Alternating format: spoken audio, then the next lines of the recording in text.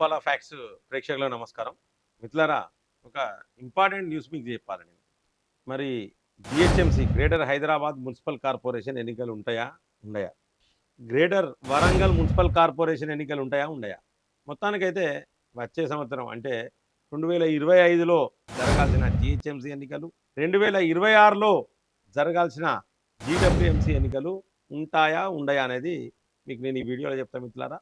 ఒక్క 3 నిమిషాల వీడియో, మీరు తప్పకుండా పూర్తి వీడియో చూడండి. ఇది చాలా ఇంపార్టెంట్. సో సబ్స్క్రైబ్ చేయని వాళ్ళందరూ కూడా మన ఛానల్ని సబ్స్క్రైబ్ చేయండి. బెల్ బటన్ నొక్కడం మర్చిపోకండి మిత్రులారా. మీ యొక్క అభిప్రాయాన్ని కామెంట్ బాక్స్లో రాయండి. ఖచ్చితంగా ఈ వీడియోని లైక్ చేయండి. లైక్ చేస్తే చాలా మందికి షేర్ అవుతుంది మిత్రులారా. అయితే మొత్తానికైతే ఒకే దేశం ఒకే ఎన్నిక అంటే వన్ నేషన్ వన్ ఎలక్షన్ జమిలీ ఎన్నికలు 2027వ సంవత్సరంలో జమిలీ ఎన్నికలు జరుగుతాయని అయితే సమాచారం అయితే ఉన్నది. సో ముఖ్యంగా ఏంటంటే ఈ శీతాకాలం సమావేశాలల్లో పార్లమెంట్లో బిల్లు పాస్ అవుతుంది, నో డౌట్. 2 సభలల్లో, అటు రాజ్యసభ ఇటు లోక్సభ 2 సభలల్లో బిల్లు పాస్ అవుతుంది. ఖచ్చితంగా వన్ నేషన్ వన్ ఎలక్షన్ అంటే పార్లమెంటు అంటే లోక్సభ ఎన్నికలు, అసెంబ్లీ ఎన్నికలు ఒక్కసారి జరుగుతాయి. ఆ తర్వాత 3 నెలలకే ఈ యొక్క స్థానిక సంస్థల ఎన్నికలు అంటే కార్పొరేషన్ కావచ్చు, మున్సిపాలిటీలు కావచ్చు, లేకపోతే సర్పంచ్ ఎన్నికలు, ఎంపీటీసీ, జెడ్పీటీసీ ఇవన్నీ కూడా ఒకసారి జరుగుతాయి. అంటే లోక్సభ ఎన్నికలు, అసెంబ్లీ ఎన్నికలు అయిపోయిన తర్వాత 3 నెలలకే 100 రోజులలోనే ఈ యొక్క స్థానిక సంస్థల ఎన్నికలు అయిపోతాయి. కాబట్టి దాదాపు 99.99% జిహెచ్ఎంసీ ఎన్నికలు ఉండవు.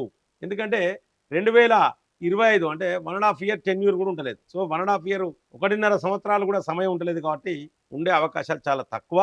అలాగే జీడబ్ల్యూఎంసీ ఎన్నికలు 2026లో జరగాలి, 2026లో.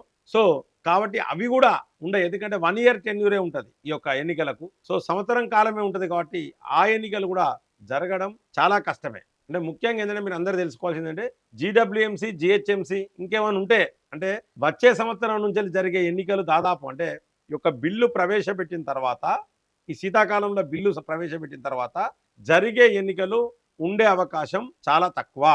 ఎందుకంటే ఇక ఈ సంవత్సరము 2 సంవత్సరాల పీరియడ్ కోసం అయితే ఎన్నికలు పెట్టే అవకాశాలు అయితే ఉండయి అని నా యొక్క విశ్లేషణ మిత్రులారా. నా యొక్క విశ్లేషణతోని మీరు ఏకీభవించినట్లయితే మీ యొక్క అభిప్రాయాన్ని కామెంట్ బాక్స్లో రాయండి. ఈ యొక్క వీడియోని లైక్ చేయండి. అలాగే ప్రతి ఒక్కరు కూడా ఈ యొక్క వీడియోను 10 మందికి షేర్ చేయండి. సబ్స్క్రైబ్ చేయని వాళ్ళందరూ కూడా సబ్స్క్రైబ్ చేయండి.